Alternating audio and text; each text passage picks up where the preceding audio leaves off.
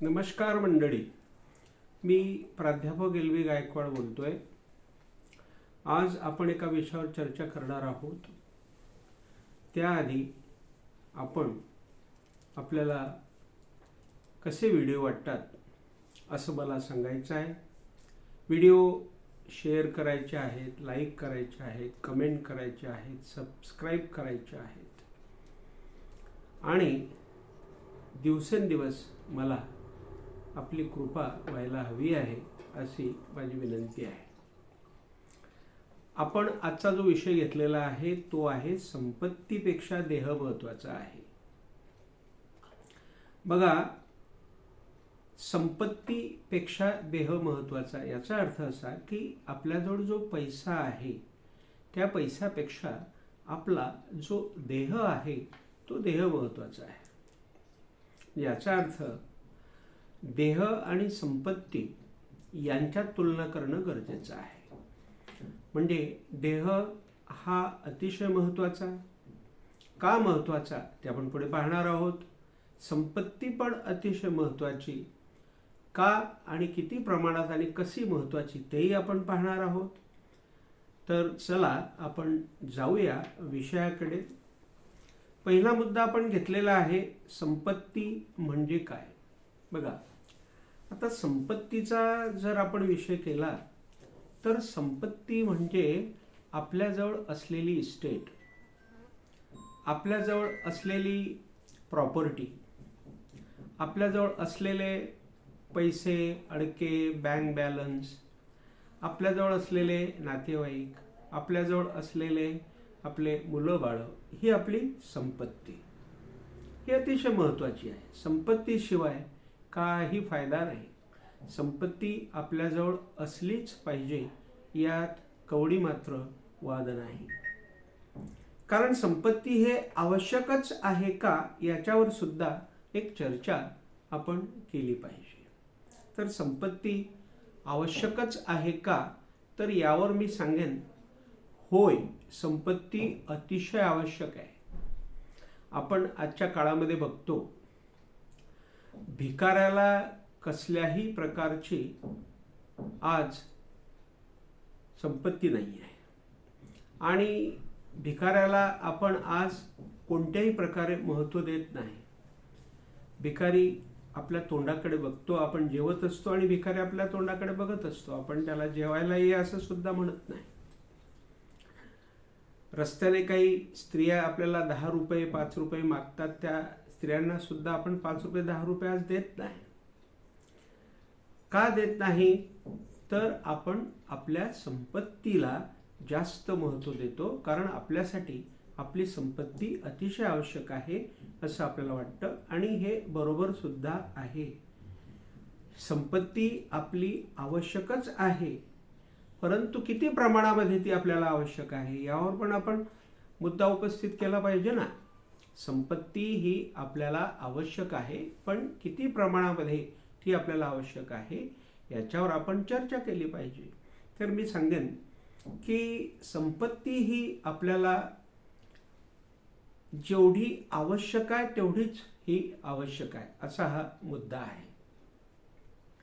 परंतु संपत्ती ही कमी आपल्याकडे असली पाहिजे असं मी म्हणणार नाही। आपण संपत्ती ही जास्तची कमावू शकतो, परंतु ती किती प्रमाणात असावी हाही एक मुद्दा या ठिकाणी आहे। तर जास्त संपत्ती जर आपण कमवली तर तिचा काय परिणाम होऊ शकतो, किंवा जास्त संपत्तीचा आपण काय विनियोग करू शकतो का, किंवा ती संपत्ती इथंच पडून राहते, ह्या सगळ्या गोष्टी आपल्याला लक्षात घ्यायच्या आहेत। तर जास्त संपत्तीचा परिणाम काय होतो, तर जास्त संपत्तीचा परिणाम हा असा होतो की काही लोक आपल्या संपत्तीचा दुरुपयोग करू शकतात। कारण आपण अवाढव्य संपत्ती जर कमावली तर त्या संपत्तीला मालक कोणी राहत नाही। आपण अनेक उदाहरणं समाजामध्ये बघितलेले आहेत की काही लोक गेलेत, ही सगळी दुनिया सोडून गेलेत आणि आपल्या मागे एवढी मोठी प्रॉपर्टी त्यांनी सोडली की त्या प्रॉपर्टीला खाणारे म्हणजे राहिले नाही आणि काही होते पण, तर त्यांच्यात वाटा टाकणारे इतर आले. म्हणजे सांगायचं असं की गडगंज संपत्ती ह्या लोकांकडे होती, परंतु ती संपत्ती इतरांनाच उपयोगात आली. म्हणून संपत्ती ही आपण जोपर्यंत जिवंत आहे तोपर्यंत आपल्या उपयोगामध्ये ती आली पाहिजे, आपल्या विनियोगामध्ये ती आली पाहिजे. आपण संपत्ती ही आपली एक शरीर संपत्ती आहे हेच आपण समजलं पाहिजे आणि आपल्या शरीरावर तिला आपण खर्च केली पाहिजे. जास्त संपत्ती कमवण्यामागे स्वास्थ्याकडे आपण लक्ष दिलं पाहिजे. आपलं स्वास्थ्य जे असतं, आपलं जे शरीर आहे, आपलं जे स्वास्थ्य आहे, त्या स्वास्थ्याकडे किंवा त्या आपल्या शरीराकडे, आपल्या बॉडीकडे आपण लक्ष दिलं पाहिजे. म्हणजे we should pay attention to our body also. आपल्या शरीराकडे आपण जर लक्ष दिलं तर काय होईल माहिती आहे आपल्याला? तर आपलं शरीर हे सुखी समाधानी राहील.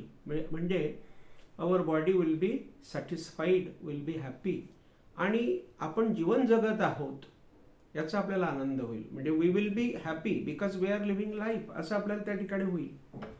म्हणजे आपल्या शरीराकडे आपण दुर्लक्ष करतो मात्र नक्की. म्हणजे हे संपत्ती कमवत असताना, म्हणजे while earning this estate we do not pay attention to our body, हे आपल्याला जास्त प्रमाणामध्ये दिसून येते. आणि हे दुर्लक्ष आपण करतो. ज्या वेळेला आपण आपल्या शरीराकडे दुर्लक्ष करतो, पैशांकडे लक्ष देतो, पैसा हा येतो, शरीर मात्र आपल्यापासून दूर जात असतं. तर the money comes to us and the body goes away from us, असं ते घडत असतं. त्यामुळे काय होतं माहिती आहे का, की त्यामुळं म्हातारपणी शरीर आपल्याला खूप यातना देतं. म्हणजे the body gives more tensions, more perils, more problems in the age of oldness, हे आपल्याला जास्त दिसून येतं. आणि अशा त्या म्हातारपणामध्ये मग आपल्याला एक प्रकारचा पश्चात्ताप होतो की मी असं केलं असतं तर बरं झालं असतं. If I had paid attention to my body I wouldn't have seen these days. म्हणजे माझ्या शरीराकडे मी जर लक्ष दिलं असतं उत्तम, तर मला आज कदाचित हे दिवस पाहायला मिळाले नसते. असा एक प्रकारचा पश्चात्ताप आपल्याला होत असतो. आणि तो पश्चात्ताप होण्याचं कारणही असं असतं की आपल्याला नाना प्रकारच्या व्याधी जडतात.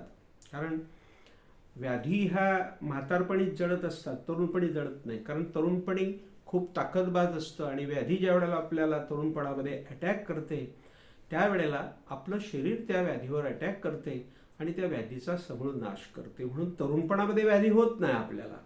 आपल्याला ज्या व्याधी होत असतात त्या व्याधी आपल्याला म्हातारपणी त्या दिसत असतात. आणि ह्या म्हातारपणी दिसण्याचं कारण आपण जे आपलं दुर्लक्ष केलेलं असतं, संपत्ती कमवण्यामध्ये आपण जे रंबाण झालेलो असतो, त्यामुळे आपल्या शरीराकडे आपलं दुर्लक्ष झालेलं असते. मग त्यावर औषधी परिणाम करत नाही. बऱ्याच वेळा असं होतं की म्हातारपणी जे आजार आपल्याला होतात त्यावर औषधी सुद्धा परिणाम करत नाही. कारण औषधी ही परिणाम कसं करणार? How will this medicine affect? कारण शरीर पाहिजे ना, अवयव पाहिजे ना स्ट्रॉंग. ते अवयव आपले स्ट्रॉंग नसतात, ते अवयव आपले ढिले झालेले असतात, कमकुवत झालेले असतात, आणि म्हणून मग ते अवयव साथ देत नाही आणि म्हणून औषधेही त्यावर परिणाम करत नाही असं आपल्याला दिसून येते. आणि असं बऱ्याच वेळा होतं की जो आपला जीव असतो, आपला प्राण असतो, तो निघून जातो. लोक मरून जातात आणि मरून गेल्याच्या नंतर मग सांगा संपत्तीचं आपण काय केलं? नेली सोबत? नाही. जिच्यासाठी आपण जीवनभर झटलो ती सोबत आली नाही. म्हणजे संपत्ती सोबत येत नाही. आपल्यासोबत आपला देह आला, तो देह आपल्यासोबत आला, आपण आपला देह, आपला आत्मा आपणच गेलो. आपले जेवढेही लोक होते ते जिथं आहे तिथंच राहिले आणि आपण मात्र त्यांच्यातून निघून गेलो. अशा वेळेला एक विचार मात्र नक्की येतो की मी माझ्यासाठी काय केलं, मी माझ्या शरीरासाठी काय केलं. हा एक मोठा विचार या ठिकाणी निर्माण होतो. आणि म्हणून संसार, मुलं, नातेवाईक सारे येथेच राहिले. आले का आपल्यासोबत? ते नाही आले. म्हणजे आपल्यासोबत ते नाही आले म्हणजे जीवनाचा हा एक इतिहास आहे. This is the history of life, की man comes alone and man goes alone. Man, woman, everybody comes and goes alone.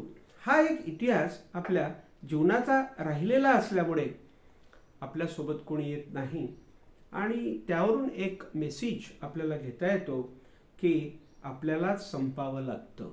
म्हणजे we end our life but the society, the relatives never end when we end. जेव्हा आपण संपतो तेव्हा आपले नातेवाईक संपताना आपल्याला दिसत नाही. ते म्हणतात ना, महाथोर त्याची मृत्यू पंथेची आले, किती एक ते जन्मले आणि मेले असं म्हणतात. बरोबर आहे. आज हा गेला, उद्या तो जाणार आहे. परंतु एकट्यालाच जावं लागतं. तो कोणी असो, हे अंतिम सत्य आहे की एकट्याला यावं लागेल आणि एकट्याला जावं लागेल. म्हणून यातून एकच संदेश आपल्याला घ्यायचा आहे. तो असा मित्र हो, we should take a message from this. आणि तो असा, पैसा कमवावा पण देहाला सांभाळून आपण पैसा कमवला पाहिजे. म्हणजे we should earn money but we should earn that money keeping our body in under our control, I will say. म्हणजे आपलं शरीर आपल्या ताब्यात ठेवून, शरीराकडे लक्ष देऊन. कारण आपलं शरीर म्हातारपणी आपल्याला त्रास देणार नाही असं शरीर आपण कमावलं पाहिजे. आणि त्या शरीराबरोबर आपल्याला जायचं आहे. आपली खरी संपत्ती ते शरीर आहे. आणि त्यासाठी शरीराची काळजी आपण घेतली पाहिजे. म्हणजे we should care our body, हे आपण केलं पाहिजे. शरीर आहे तर जीवन आहे. बघा, आपलं शरीर आहे तर आपलं जीवन आहे. आपलं शरीर आहे तर आपली संपत्ती आहे. त्या संपत्तीचा विनियोग आहे. म्हणजे तुमचं शरीर उत्तम जर असेल तरच त्या संपत्तीचा उत्तम उपयोग होणार आहे. म्हणून पैशापेक्षा मित्र हो, देह महत्त्वाचा आहे. पैशापेक्षा मित्र हो, आपलं शरीर महत्त्वाचं आहे.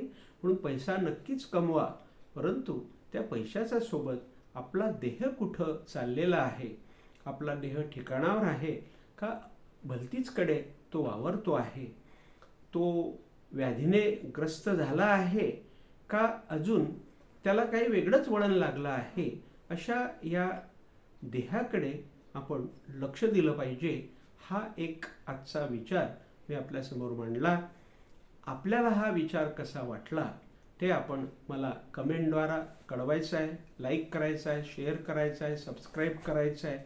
आणि एवढं उपकार माझ्यावर करायचे आहेत की चॅनलला जास्तीत जास्त शेअरसुद्धा करायचं आहे. Thank you very much.